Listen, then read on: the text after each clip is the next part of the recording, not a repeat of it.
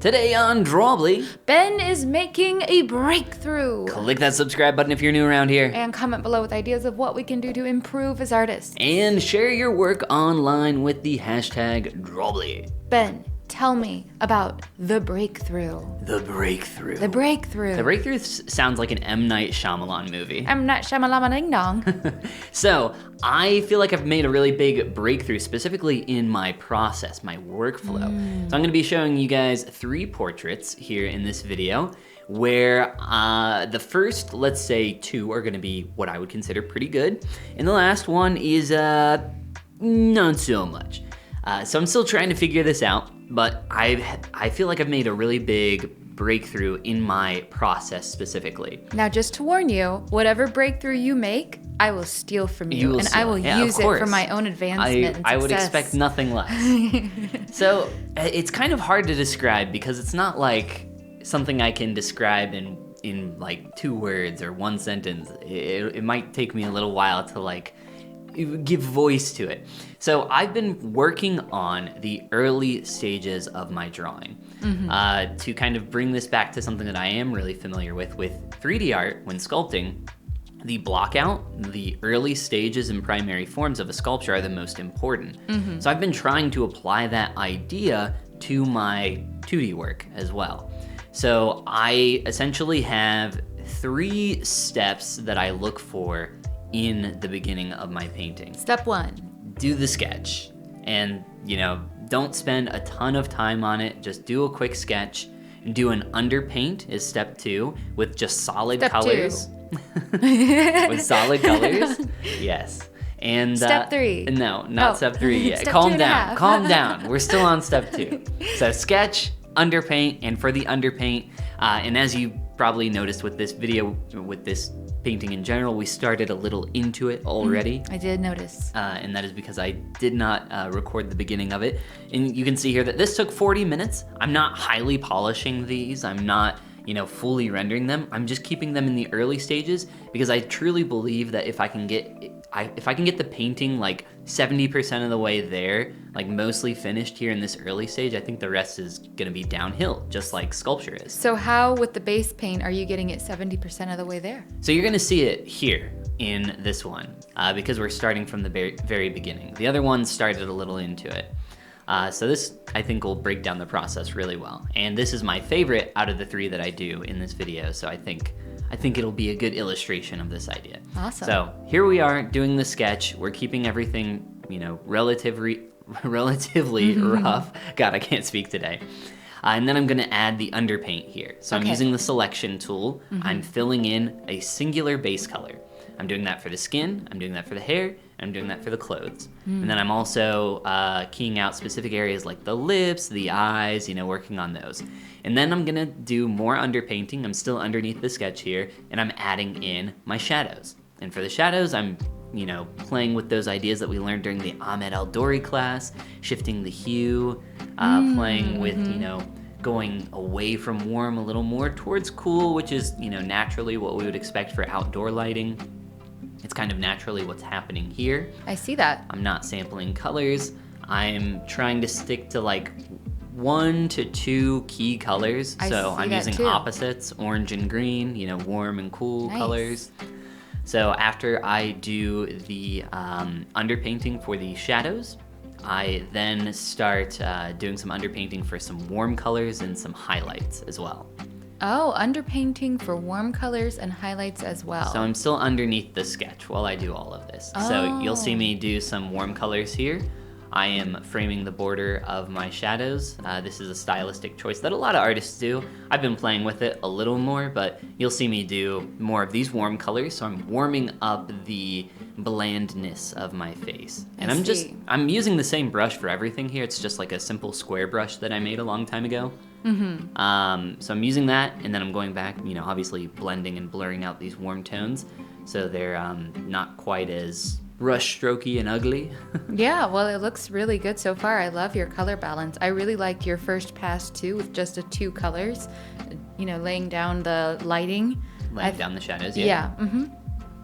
So then there's the light, and this I'm actually doing over top of the sketch. So this is the 3rd step. which is step 3. Yes, thank you.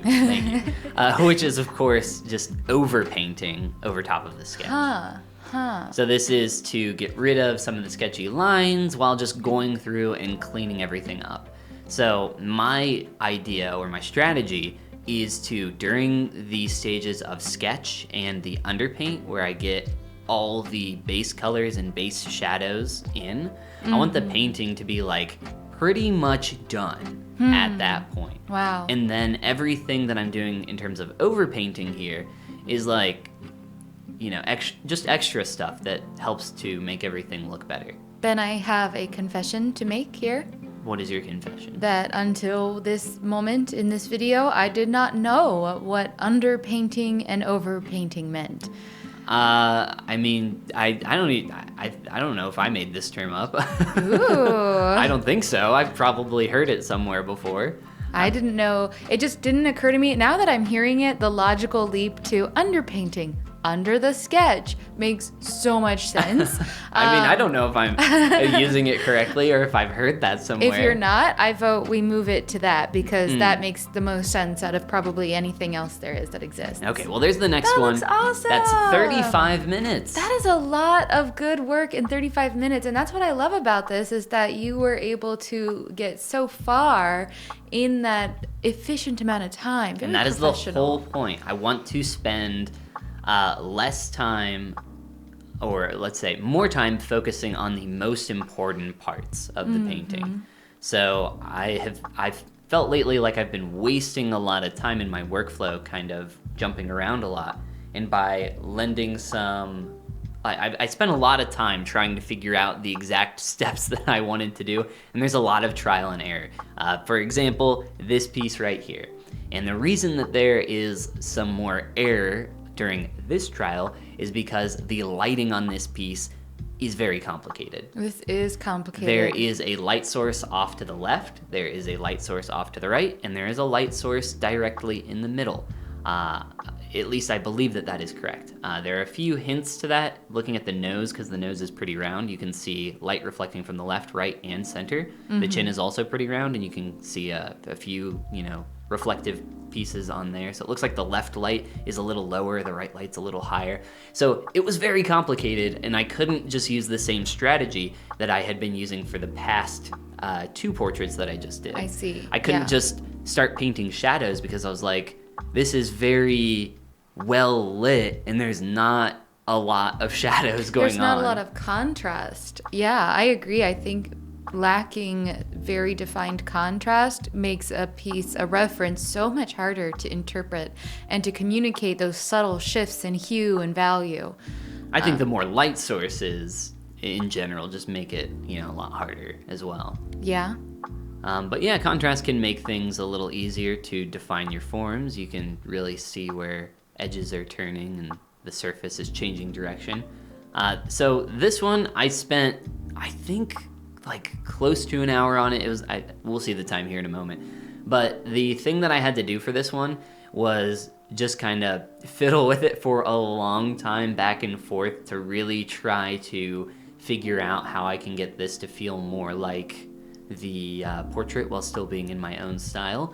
And I found that really nailing down some of the lights, the patches of light on the face, really helped with that. Because there's less areas of shadow that could help define that information, but more areas of these like large patches of light, like they're on the forehead or they're on the cheekbone, wrapping back toward the hair, the ear, all these different areas. Yeah, no, it's really cool to watch you explore and to discover these different things and to see that come together. I see the shifting hues in this piece is really, really interesting. There's a ton of color going on with this face. So much color. I mean, her entire neck and chest are cool blue, green, yes, pinks, and then her face has a ton more warmth while still having a lot of those purpley blues in it.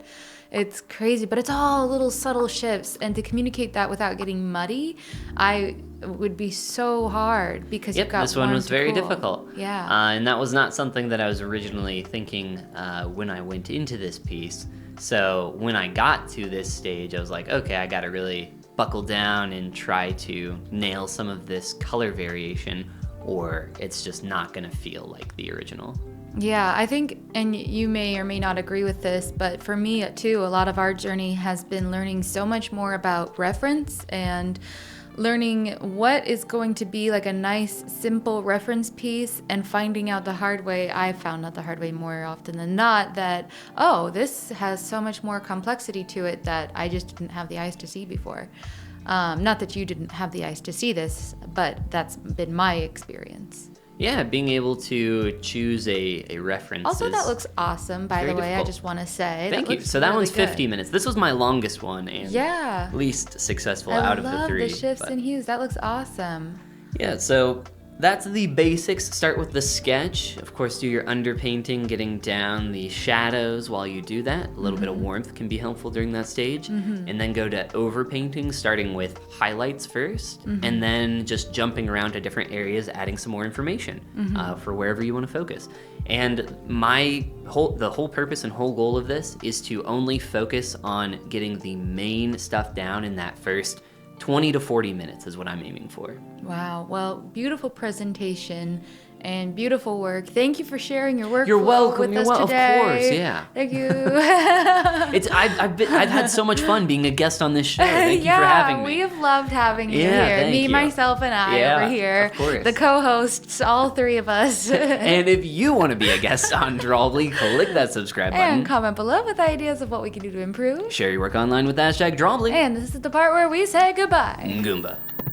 Do you think that we're gonna have guests on Drawbli? My sister. Your sister. Yeah, my sister. Well, that'll be our first guest. She could. I mean, yeah. Thank God your sister's famous. She's gonna rake in our views. She's in school, so.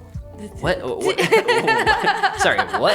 She's in an art school of sorts. I'm not even gonna ask your thought process for that comment.